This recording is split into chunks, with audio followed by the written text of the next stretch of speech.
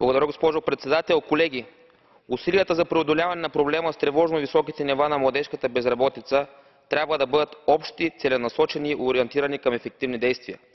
Оценявам предприетите до този момент действия, насочени към повишаване на младежката заетост, особено инициативата за младежка заетост. Но въпреки направените усилия в тази посока, към февруари 2015 година близо 5 милиона млади хора са били без работа в Европейския съюз.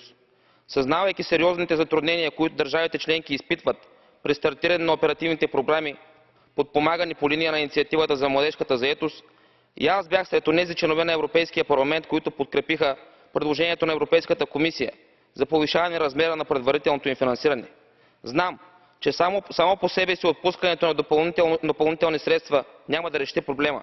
Затова бих искал да запитам Съвета: какви действия възнамерявате да предприемете по отношение на приложенията на така наречените средства и как мислите адекватно да отчитате постигнатите резултати? Благодаря за вниманието.